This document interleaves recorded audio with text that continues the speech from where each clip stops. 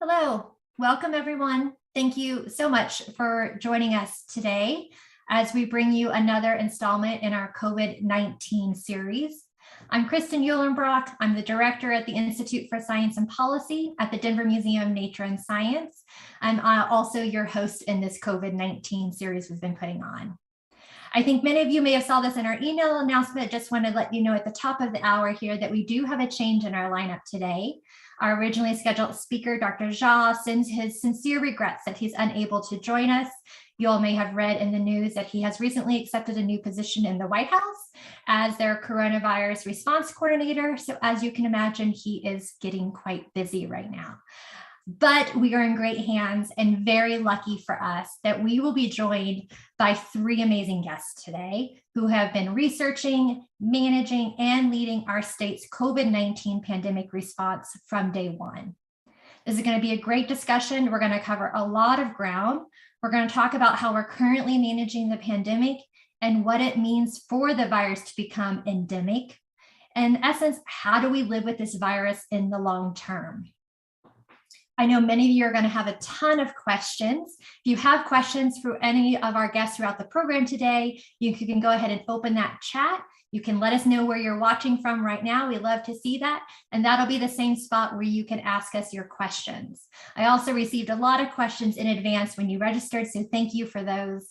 I do want to give you my sincere apologies at the beginning that we will most likely not get to all of the questions, but we'll do our best to incorporate as many of them into the themes of today's conversation. So thank you for being a very engaged audience. So I don't want to spend any more time taking up space here. Let me go ahead and welcome our guests and get the show started today. It's my great pleasure to welcome Scott Bookman. Scott is a director of the Division of Disease Control and Public Health Response and the COVID-19 Incident Commander at the Colorado Department of Public Health and the Environment. He has more than 2 decades of experience working in public health and emergency response. He joined CDPHE in June of 2019, and as you can imagine, 10 months later, COVID-19 started and he had to become the incident commander, and he's been working in that position for the past 2 years. Hi, Scott. Thank you for joining us today. How are you? I'm well, Kristen. Thank you for having me. I look forward to the conversation today. Great. Thank you for being here. We also have Dr. Elizabeth Carlton. Elizabeth Carlton is an associate professor in the Department of Environmental and Occupational Health at the Colorado School of Public Health. She's an environmental epidemiologist who studies how infectious diseases spread and why at times they persist despite control efforts. Since the start of the pandemic, she has been a core member of the Colorado 19 modeling group. We have seen so much of their data and results throughout this series, if you remember that from the very beginning. Thank you so much, Beth, for being here today. How are you doing? Good. Thanks so much for the invitation. Thanks. And our third is last, but definitely not least. You'll have seen this gentleman before. I'm sure you've seen him in the news and the media as well. We have Dr. John Sammick joining us. John is a pulmonary physician and an epidemiologist, as well as serves as the Dean of the Colorado School of Public Health. John is our longtime series partner and thought leader and has been such a grateful effort in helping us bring together great speakers and well as amazing content throughout this whole series. So grateful to have you back here, John. How are you doing today? Great, and good to be back, Kristen. Thank you for being here.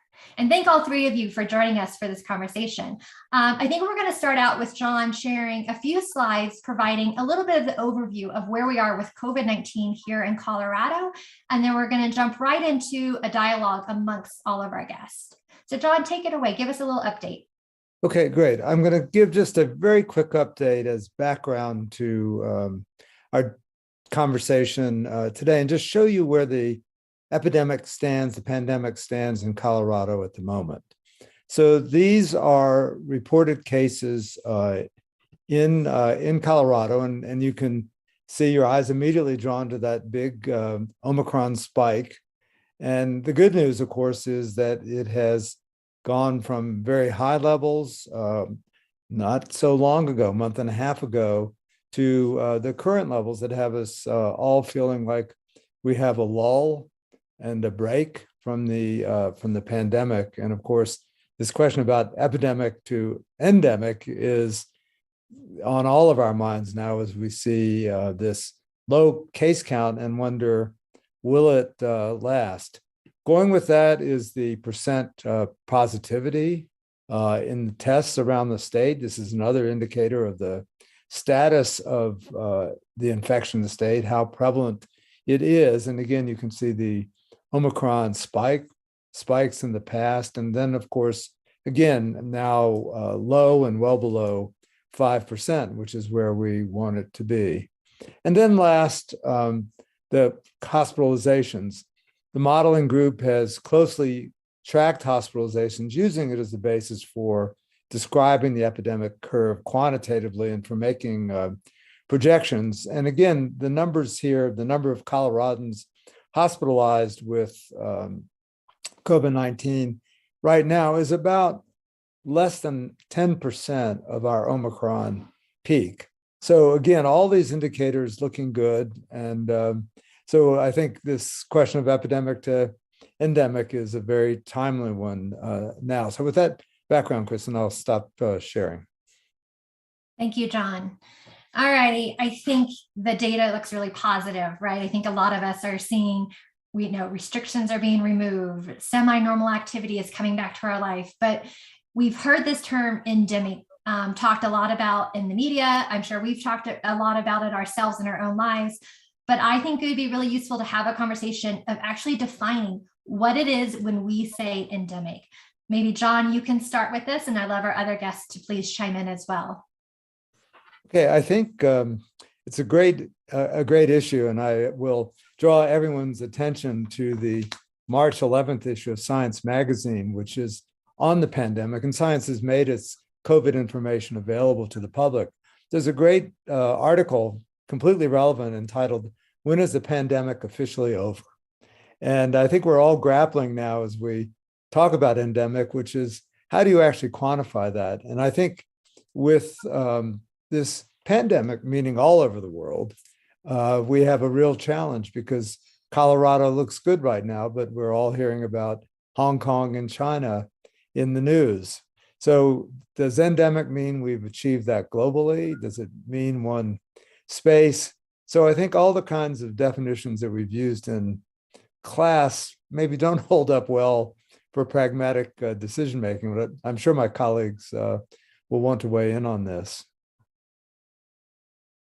Yeah, I'll add to John's point about definitions we've used in class. I mean, I've previously taught lectures that endemic is diseases that are routinely found in a given area or country. And that can be a really broad, all-encompassing definition that feels not particularly useful right now.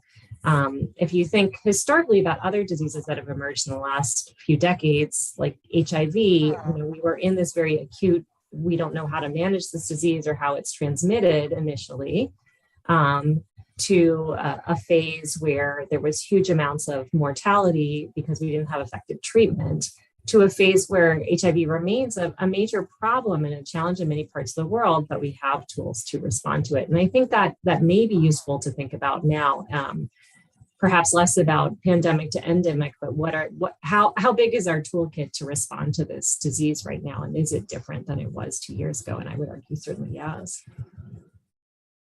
Yeah, and I mean, I feel like for the last 2 years, we've been mounting this massive response kind of outside of our normal systems, right? There's a novel disease. It quickly outstripped our ability to test. It required this mass vaccine campaign. We were worried about breaching the capacity of our healthcare system. So, when I think about the next steps of COVID, as we talk about this transition to endemic, I think of it more as a transition to normal, right? How do we normalize COVID in our traditional healthcare system? It's not normal to vaccinate millions of people in parking lots. It's not normal to have drive-through testing being the primary method of finding out whether you have an illness, right? So as I think about our movement forward here, a lot of it is about normalizing within our healthcare system. So let me pick all of this and move us right into how does new and emerging variants play into this transition, right, of the SARS-CoV-2. We currently had that massive surge and spike recently with the first variant of Omicron. We're all quite watching very cautiously, I'm sure, the BA2 variant emerging. Maybe Beth, I'll start with you and talk about emerging variants, talk about BA2, what we know and don't know, and then I'd love others to chime on too. Yeah, so the key question with variants, well, the key known about variants is there will be more variants, right? So we need to have systems in place so that we're able to identify variants when they're starting to emerge and be able to respond to them. There are really four things we think about when we consider variants. When did they emerge? And then how sick do they make people? So the Delta variant was an example of a variant that on a case-per-case basis, it made people fairly ill and caused an enormous amount of deaths. Omicron caused an enormous amount of infections, but on a case-per-case basis did not make people as acutely ill. Immune escape, so how well does prior vaccination or infection protect against infection with the variant? And then how infectious is the variant? Omicron being a classic case of a highly infectious variant. In the case of BA2, the bad news is we think BA2 is more infectious than the original Omicron we were dealing with in January and February. That's not great.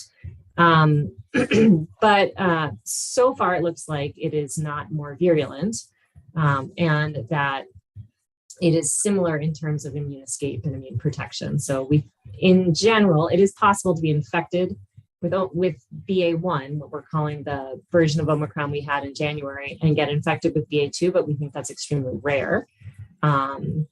So the BA2 issue is one of dealing with a more infectious variant when we have a fairly high level of population immunity. It may be the type of variant that roots out the remaining susceptibles, the people who do not yet have full immunity in our population. Which is not ideal, but again, just a reminder, we need systems in place to be able to respond to infections as they arise. And Scott, how do you think about variants emerging as you think about making decisions? And do you look at what's happening in China and Europe and some of those emerging variants? And how does that factor into thinking about decisions here in the state? Yeah, absolutely. I mean, we're taking information from all sources here, right? And as we look at the kind of this roadmap forward, and we think about what is our ongoing public health capacity that's required for wherever COVID may take us in the coming weeks, months, and years, that this baseline surveillance using wastewater, using whole genome sequencing so that we understand what variants that we're looking at, understanding what impact that they are having in other parts of the country and other parts of the world, so that we are then prepared to respond.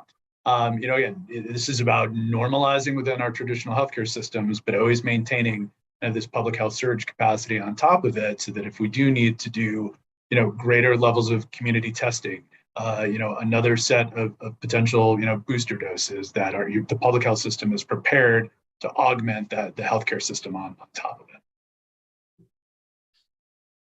John, anything to add, or perhaps, if you want to talk a little bit about what we know about boosters as it relates to, Beth was talking a little bit about immunity. So what do we know currently? What's our latest thinking about boosters, including, I think, the fourth booster is what we are talking about here.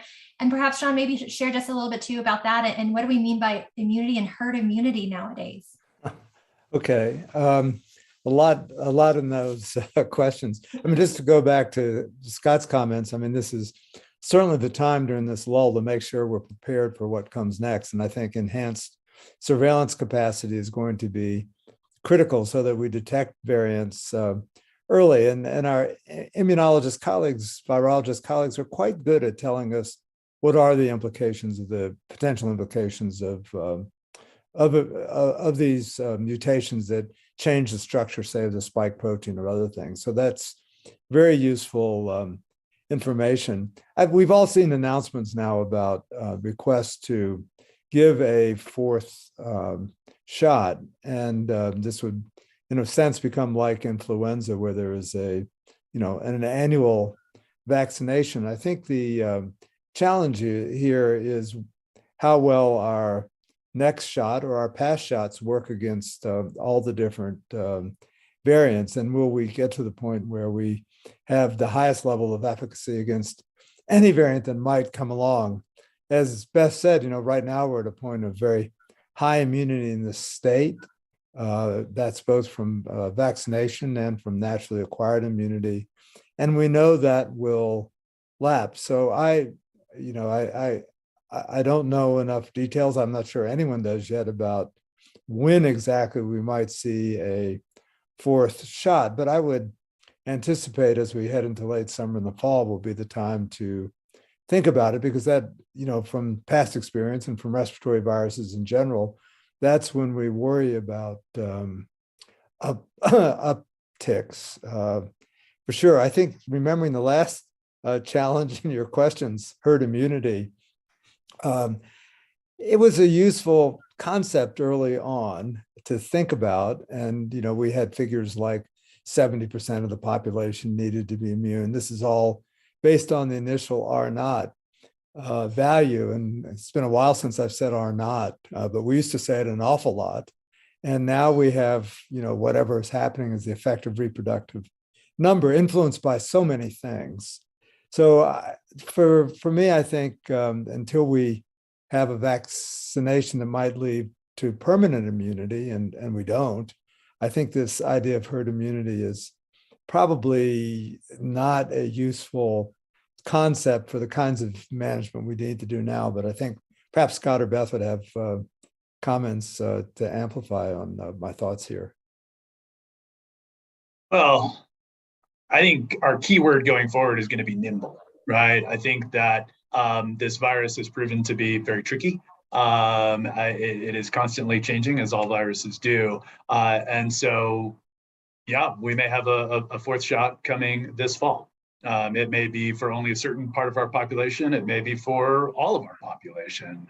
Following the science on this, understanding what those needs are going to be is going to allow us to tailor that response. But we are just going to have to be nimble for quite some time. I just want to add that nimbleness term is, I think this idea of nimble is so important, because especially as we think about variants and what may come in the future, right? I mean, I agree with what John's saying, that this concept of herd immunity is a little squishy when it comes to our situation with SARS-CoV-2. But as we get more infectious variants, in general, we're going to need more people who are immune in order to slow down transmission.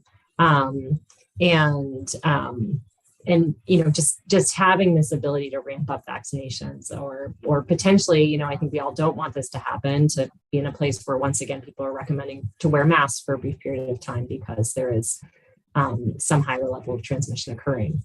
And just the ability to flex and adopt measures based on the science when they're needed is really important.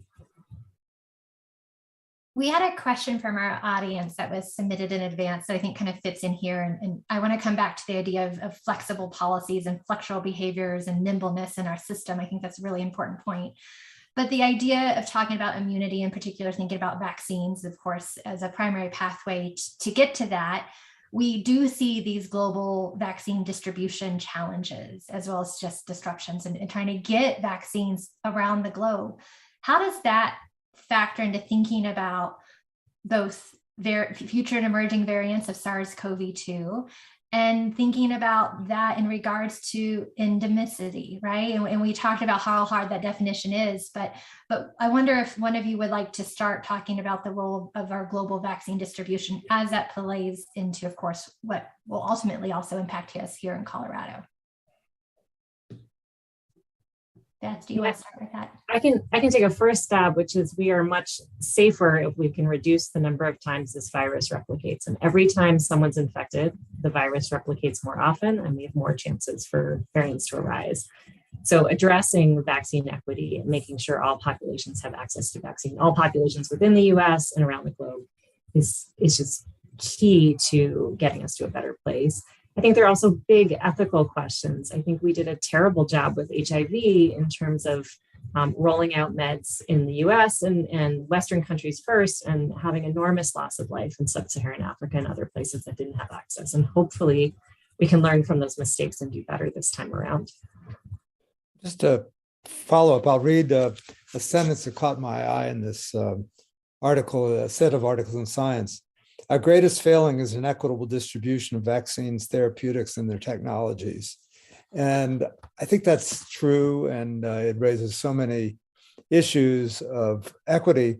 But the world is interconnected, and what happens in a village and somewhere where perhaps someone is sick and a mutation occurs, we know that spread takes place and takes place quickly in our sort of contemporary connected world. So there's, I think, both the ethical imperative to assure that everyone is vaccinated and has equal access to vaccines, and it is part of protecting us against the emergence of ever more transmissible and aggressive variants. So I think this is a really important issue and something that we have to, of course, take on.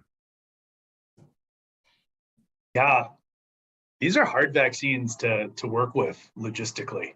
The mRNA vaccines require this, cold or ultra cold storage. They're not shelf stable for as long as we'd like them. They come in large quantities that waste pretty quickly. And so continuing to work with our vaccine manufacturers to get single dose vials that so you don't lose as much of the product, and continuing to work on all of these logistical challenges that we faced in Colorado. Having to do this mass distribution of this vaccine, when you look at it on the international scale, is just that much more challenging. Scott, let me stay with you for a minute and talk about some of these tools and evolving understandings and techniques and factors that has come into play over the past of the 2 years to get us to where we are now, so that we can be more flexible and nimble in how we respond and manage and monitor. We have some audience questions asking about, is there a way to quantify and use the home testing results and other sort of things? I'm wondering if you could comment about that and other things that you've seen us sort of really evolve and use, and are great tools right now to think about how to use that more microscopic approach to managing this pandemic. Well, over the course of the pandemic, our access to testing has changed a number of different times, right? So at the earliest days, we could do 42 tests a day across the entire state, right? Only our state lab could do it. We did 42 tests a day. And then it evolved out into, us building the capacity with our healthcare system partners and community partners, doing more than 50,000 tests a day. Add in the rapid tests and this marker of percent positivity that we've been using is kind of where are we in the progression of this particular wave. It's changed each time because of the availability of testing. And so as rapid tests become more prevalent, there are methods for people to report their positive or negative rapid test to public health. I think we can assume that the compliance on that is probably relatively low. So, we need to use our sentinel surveillance sites in our healthcare systems to really understand percent positivity. But then, what's most important is that people, are able to action the results of their tests, right? So in the beginning, testing was really for this global disease suppression, right? If you have COVID, you need to isolate and stay home so that you're not spreading it to anyone else. Well, we still need that, but there's now all of these treatments available, and whether it's the IV or IM injectable monoclonal antibodies, or now these oral therapeutics, the Paxlovid, reduces the chance of hospitalization by up to 90%. And so it's critical now that testing is coupled with treatment. And again, the importance of normalizing this in the healthcare system is that my doctor helps me get tested so that when I get the results of my test, they can immediately prescribe the right medication for me if I'm positive. And so that's really where we're heading here in the next phase, is this connection of testing to treatment. John, an audience wanted us to ask, and Scott, you may have this too, or Beth, but the idea of talking about percent positivity, is that a useful, relevant metric in this stage of the pandemic? We also looked at the declining in hospitalizations, and I know that has been a big factor in how we make decisions and think about policy. So maybe let's start with the idea of percent positivity as a useful metric at this stage of the pandemic. And if not, what are those useful metrics as we think about this ongoing long-term monitoring and decision-making around COVID-19? I see we're all not trying to jump on that. No, I think it's a well-asked question. And if you think about what we have, which is sort of the percent positivity in all those tests that are coming in from certain sources, it's not necessarily representative of the population, but hopefully it's a useful indicator over time as it falls. And I think as hopefully home testing gets better and better, it would be really useful to be able to tap into that resource. Now we have the problem of false negatives with the rapid testing that may limit its applicability, particularly in the early stages of perhaps a rising curve. So I think these are the kinds of questions that we really should be sorting out now as we think about surveillance for the future. I mean, certainly a hope would be that we see far fewer hospitalizations. That will be an indicator that in a sense we've failed to deliver treatment in a timely way, and we'll need to look at our system's problems and address it. So I think this is a good moment to be thinking about what new data approaches, data systems might be. And I noticed a number of questions in the chat about not capturing the home testing. I just go ahead, Scott, did you want? When you think about surveillance generally, there's what we want to measure, and then there's the data we have. And I would argue, what we really want to know are two things.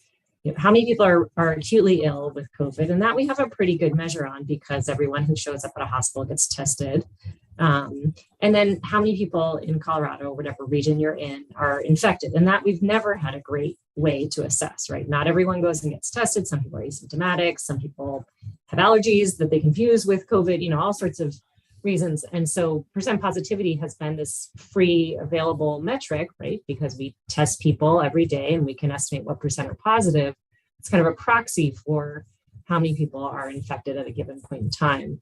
One of the things I think is so exciting right now about new surveillance techniques is wastewater monitoring. Also free data, not free in terms of cost, but we don't have to hassle any people to get samples. They all provide them freely. And you can measure the amount of virus. And that may be something moving forward that provides a really useful indication of patterns of infection in a community. Are they going up and are they going down? And interesting to think about both at large scale and at much smaller scales. Can we do it at facility level, or can we do it at community levels? Well, and then, what do we do with that information, right? And so I think the wastewater to me is one of the more exciting new tools here because it gives indication as early as possible, right? And so, 5 to 7 days before you'll start to see percent positivity in a community from, individual swabs start to show, you get this wastewater data. And so it gives us the ability to respond in just that much earlier. And so allow us to begin public messaging, allow us to begin more aggressive surveillance testing so that we can try to, stem a wave of infection from beginning before it really starts to manifest itself in the community. I want to pick up on a question to make sure we covered it here because there's a couple that allude to this, and then I want to maybe pivot off of talking about BA2 a little bit. But there was a question specifically talking about some of the modeling projections. So Beth, I'll start with you, and John, you can chime in, where I guess the recent transmission showed that it would kind of stay low through June, barring any new variants, right? So is BA2 being taken into your current modeling work or future modeling work? And how does, or do we not know that yet? And we're seeing the rise of BA2 in other states and countries. So kind of how does that play out when we think about immunity and modeling for the BA2 variant with that as a caveat?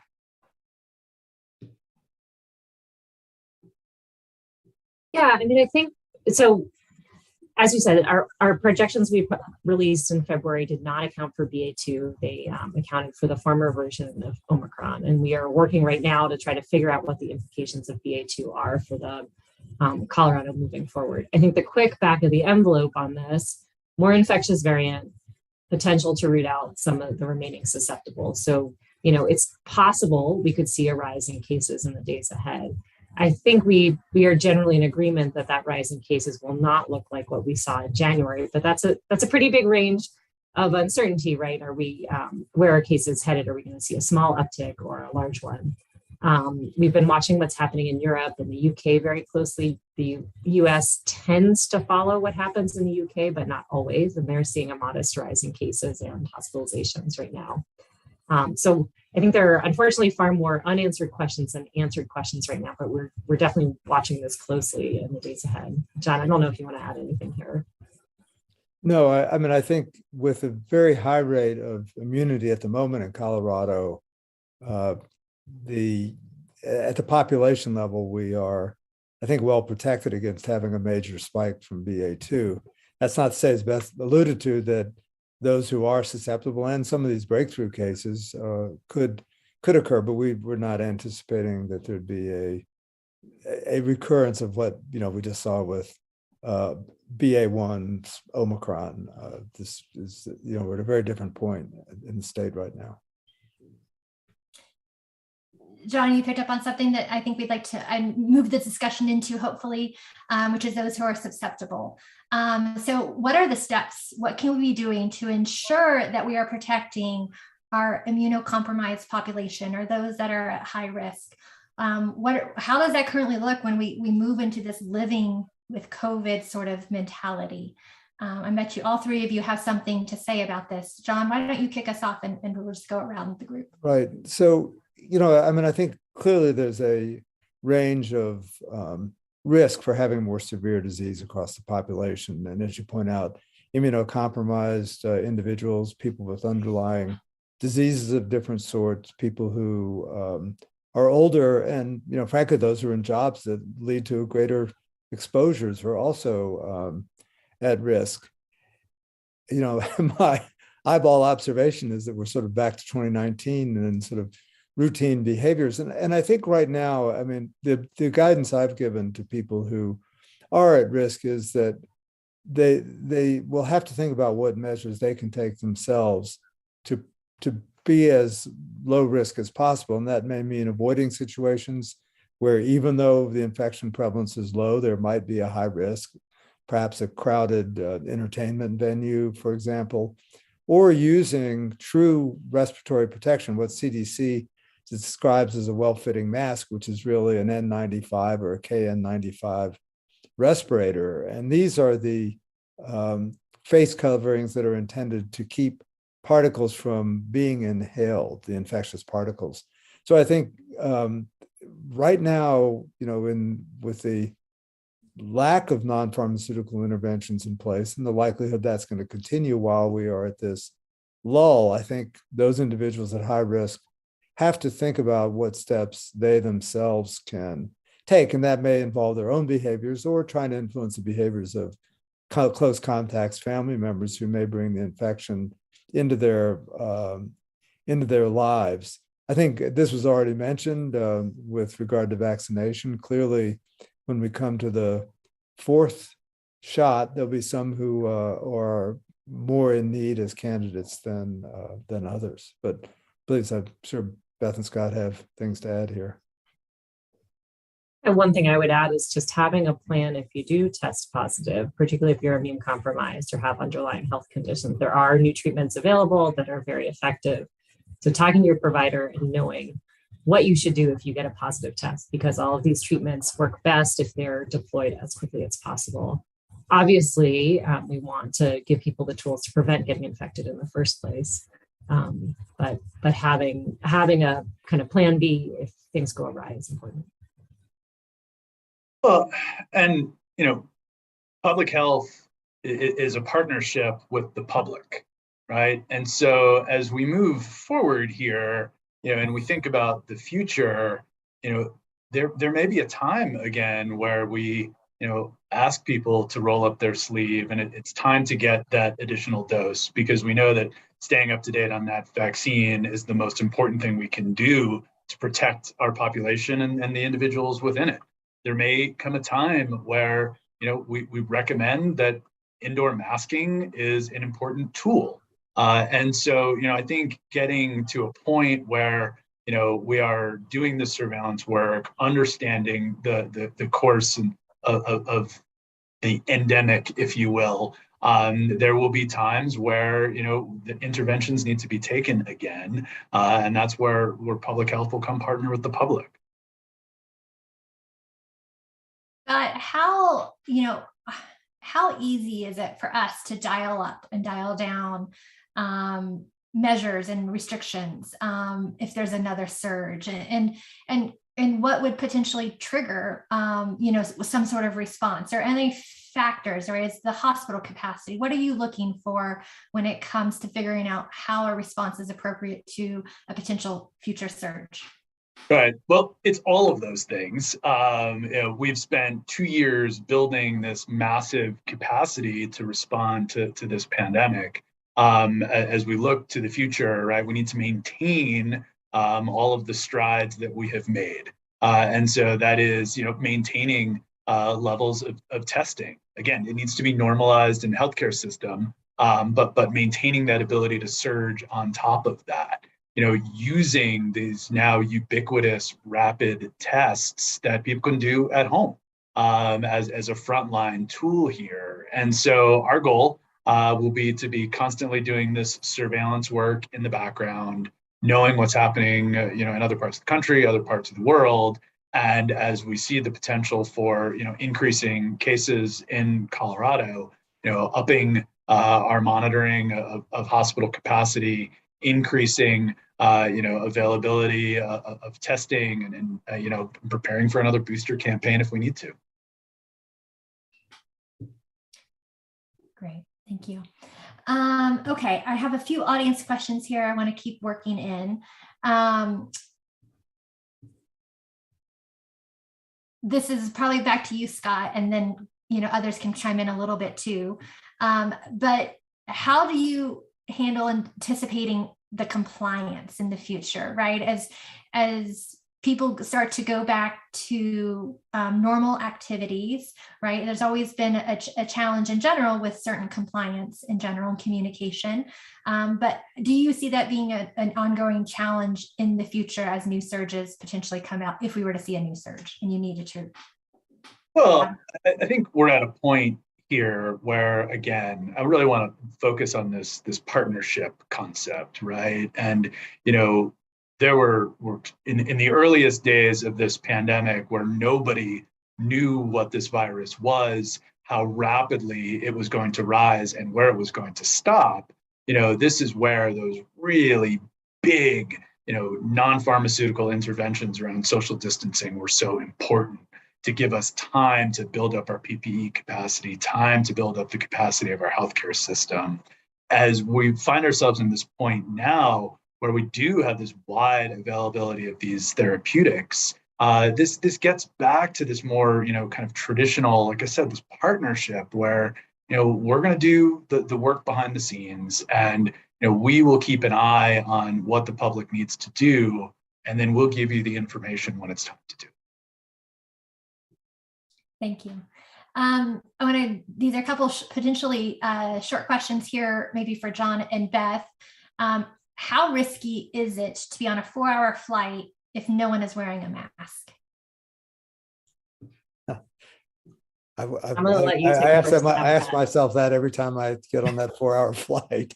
I will tell you what my colleagues have told me, who have done a lot of work on the aircraft environment. They say once you're on the plane, the rate of air turnover is quite high, and that is unlikely to be the primary locus of infection. That said, there are these points in sort of the whole process, and you can think about flying out of Denver, where you are on that train, which is sometimes quite crowded, and the person standing very close to you, or these critical moments of getting on and off the plane where, I think there's higher transmissibility. Perhaps someone has done some modeling to quantify the risks. I suspect that the airlines have, but and I think perhaps the other motivation for that question is, will we have a removal of the mask mandate for airplane flights, and that I don't know what the intention is there. I mean, likely now with a very low infection rate and and the circumstances of being on the airplane, that's probably a fairly safe, I'm not going to quantify it, part of the travel. There are the other parts. So I think this is really a useful question, and we have all these special environments that we want to think about. I mean, do you go to a Nuggets game? Do you go to a crowded entertainment venue? I mean, I think these are all questions where it would be nice if we could provide better answers to the public for what I think are very good questions. And back to Scott's comments about this partnership would be part of helping people to understand what they should do under different circumstances. Beth, anything to share there? You good? I think I'll just echo what John said earlier, that wearing respiratory protection like a KN95 or an N95 can really is a useful tool for reducing risk in these situations. If you think about this, is what we provide clinicians when they're working with COVID patients. They're not perfect, but they're pretty good.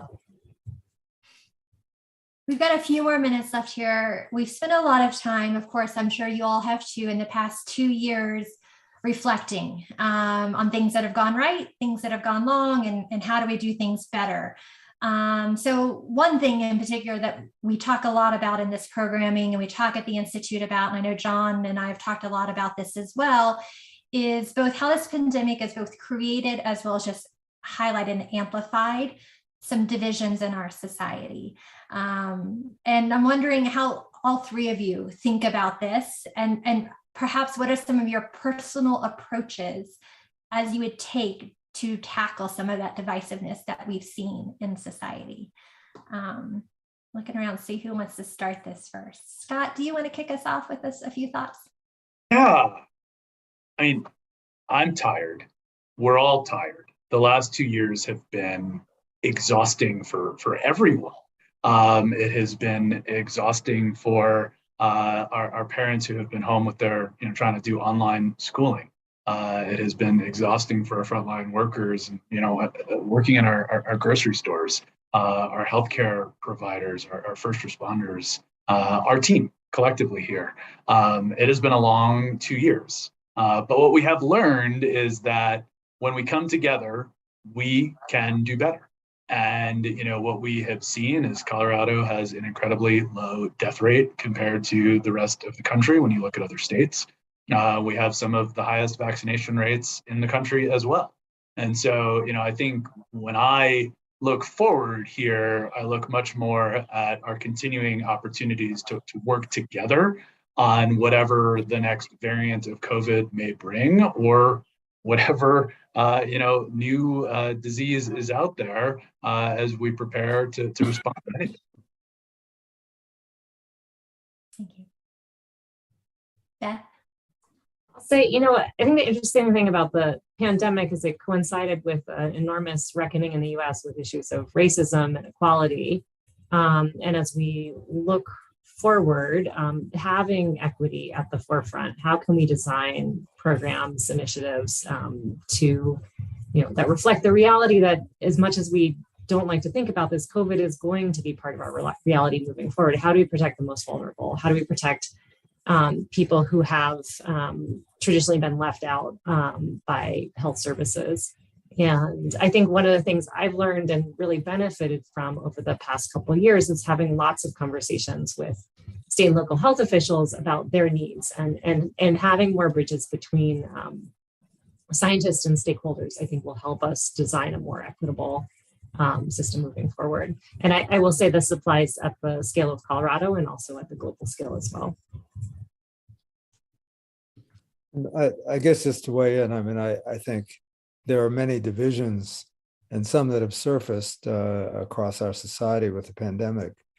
I think, most challenging and most unfortunate are those that have led to the spread of misinformation and too much trust in misinformation. And I think, just to state the obvious, that misinformation has probably caused cases and cost lives. And I would hope that we, as we move forward, find a way to move beyond these divides, which in some cases have been rather cynically created. And so I think we know they're there. Now finding sort of a new place of equilibrium where they're not so important, I think is really critical moving forward. I mean, I think we've seen them. I just think we don't know how we end them. Well said. Thank you. Thank you for all joining us today and tackling this conversation. We had a great audience engagement. Thank you all to our audience for tuning in and listening and all your great questions. I think we covered a lot of them. We did not cover all of them, but we did cover a lot of ground today. I learned a lot myself. I know there's still a lot that is uncertain and will emerge with both BA2 as well as just kind of the future of what holds with this COVID-19 pandemic that we're currently in, figuring out what does it mean to live with it and what does it mean when it ultimately becomes endemic, which seems like there's still a lot of opening questions around that. Thank you all for being here today. Again, a huge thank you to Dr. John Sammick, who's our partner and the Colorado School of Public Health. Thank you to Scott and for Beth for joining us. It's great to finally meet you both and have you part of today's program. Huge thank to my Institute colleagues and my DMNS colleagues as well for helping bring this together. We have a link to the recording immediately available right now. Go to the institute.dmns.org website. You can find information about this episode or all the other previous COVID-19 episodes. We have video recordings available for all of them if you want to share it with someone who didn't get a chance to tune in and is interested in these questions as well. Hopefully you all are staying safe and taking those right measures as it makes sense for you and your family and your loved ones as we still navigate what is this COVID-19 pandemic. And so stay safe out there. Thank you all for joining us today. Hopefully we'll see you again in a future episode. Take care and we'll keep in touch.